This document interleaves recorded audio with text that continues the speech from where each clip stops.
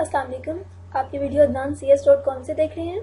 मेरा नाम ज़ुबैरिया अशरफ है। पिछले वाले ट्यूटोरियल में हमने माइक्रोसॉफ्ट एज के बारे में देखा कि माइक्रोसॉफ्ट एज क्या है, ये कैसे इंस्टॉल होता है। इस ट्यूटोरियल में हम देखेंगे कि हम माइक्रोसॉफ्ट एज को इस्तेमाल करते हुए ब्राउजिंग कैसे कर सकते हैं और वेबसाइट्स को सर्च कैसे कर सकते हैं। माइक्रोसॉफ्ट एज को ओपन करते हैं। चूँकि माइक्रोसॉफ्ट एज जो है हमारे पास फ्रंट स्क्रीन पर सही काम कर दिया, तो मैं ज़रा इसको मैक्सिमाइज़ कर लेती हूँ। अब आप देखें, यहाँ पर मेरे पास दो इंटरफेसेस हैं। मेरे पास जो ये इंटरफेस है माइक्रोसॉफ्ट एज का, वो MSN का पेज है, MSN जो कि हमारे पास एक सर्च इंजन है, और ये दूसरा मेरे पास एक और पेज है जिसमें मुझे वेदर और बाकी सारी चीज़ें दिखा रहा है। तो माइक्रोसॉफ्ट एज का कंसर्न इन दो चीज़ों के साथ है। इसके अलावा आपको यहाँ पर ऊपर एक टूल बार भी नज़र आ रही है जिसमें मेरे पास एक बैक बटन है, एक फॉरवर्ड बटन है, एक रिफ्रेश बटन है या फिर इसको रिलोड भी कहते हैं, और यहाँ पर कुछ और मेन्यूज़ भी हैं जिनको हम आगे आने वाले ट्यूटोरियल्स में देखेंगे।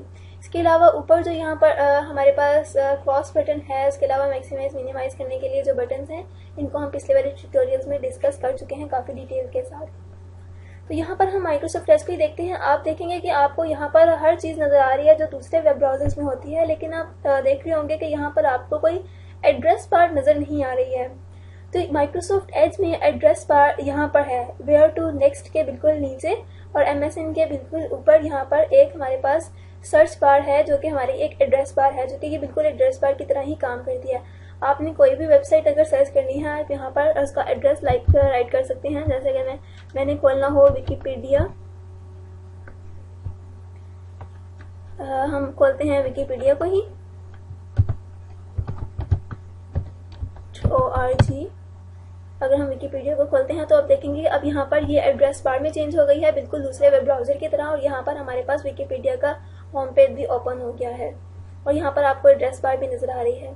एड्रेस बार के साथ कुछ और ऑप्शंस भी अपीयर हो चुके हैं, इनको हम आगे आने वाले ट्यूटोरियल्स में देखेंगे। इसके अलावा अगर आपने यहाँ पर एक और प्लस का बटन भी है जिसको हम देखते हैं, जिसके ऊपर जो कि है एक न्यू टैब। अगर आप अपना कुछ भी जो है वो न्यू टैब में खोलना चाहते हैं, जैसे अगर हम देख लेते हैं, जैसे इसको पहले खोल लेते हैं इंग्लिश में, फिर इसी को ही आगे देखते हैं कि अब हमें खोलनी है एक न्यू टैब। हम यहाँ पर प्लस के बटन के ऊपर क्लिक करेंगे। अब हमारे पास एक न्यू टैब ओपन हो गई है। यहाँ पर हमारी पहले वाली टैब थी, यहाँ पर हमने एक न्यू टैब ओपन कर लिया। अब जितना जितना प्लस बटन पर क्लिक करते जाएंगे उतनी ही टैब्स हमारे पास ओपन होती जाएंगी। यहाँ पर इस टैब में भी हम जहाँ पर एड्रेस बार लिख सकते हैं और हमारे पास वही वेबसाइट जो है हमारे पास खुल जाएगी। यहाँ पर अगर हम एक और तरीके से न्यू टैब खोल सकते हैं, जैसे अगर मुझे यहाँ पर किंगडम हार्ट्स 2 पर उसके बारे में रिव्यू करना है, तो मैं यहाँ पर राइट क्लिक करूँगी तो यहाँ पर मेरे पास कुछ मल्टीपल ऑप्शंस हैं जिनमें एक ओपन इन न्यू टैब है। जब मैं इस पर क्लिक करूँगी तो यहाँ पर मेरे पास ये एक न्यू टैब में अपीयर हो जाएगा। इस तरह से हम अपने न्यू टैब्स को अपने कंटेंट्स को न्यू टैब में ओपन कर सकते हैं उनको व्यू करने के लिए, अगर हम ये चाहते हैं कि हमारा पहला वाला पेज जो है वो रिमेन रहे और हमें बार बार बैक और फॉरवर्ड ना आना पड़े। इसके अलावा हम अपनी वेबसाइट्स को एक न्यू विंडो में भी खोल सकते हैं, जो कि माइक्रोसॉफ्ट एज की एक न्यू विंडो होगी। उसको देखते हैं कि हम उसको कैसे खोल सकते हैं। यहाँ तो मैं इसी के ऊपर ही राइट क्लिक करूँ तो यहाँ पर मेरे पास एक दूसरी ऑप्शन थी, ओपन न्यू विंडो। जब मैं इसको क्लिक करूँगी तो माइक्रोसॉफ्ट एज की एक न्यू विंडो ओपन हो जाएगी, जैसे कि देखें, और उसमें मेरे पास यही कंटेंट होंगे जो कि मेरे पास यहाँ पर मुझे अपीयर हो रहे हैं।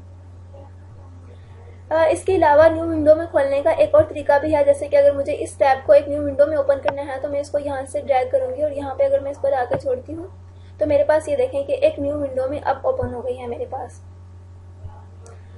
इसके अलावा बाकी तमाम चीज़ें जो माइक्रोसॉफ्ट एज की हैं, इन सब बटन्स के बारे में आगे वाले ट्यूटोरियल्स में देखेंगे, लेकिन मैं चाहती हूँ कि यहाँ पर कुछ चीज़ें मैं आपको जो बहुत इंपॉर्टेंट है वो बता दूँ।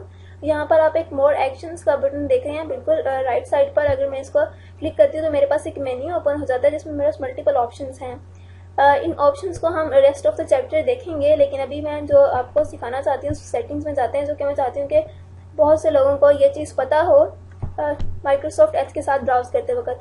यहाँ पर मेरे पास बहुत ज़्यादा ऑप्शन है, लेकिन यहाँ पर नीचे जाके एक ऑप्शन है कि व्यू एडवांस्ड सेटिंग्स। अगर मैं इसके ऊपर क्लिक करूँ तो यहाँ पर जो ऑप्शन है जो मैं आपको दिखाना चाहती थी, शो द होम बटन, अगर मैं इसको ऑन कर देती हूँ तो आप देखें यहाँ पर मेरे पास एक होम का बटन अपीयर होने लग गया है। अगर मैं इसके बटन के ऊपर क्लिक करती हूँ, होम के बटन के ऊपर, तो ये मुझे दोबारा मेरे होम स्क्रीन पर ले जाएगा। दोबारा ज़रा सेटिंग्स में चलते हैं।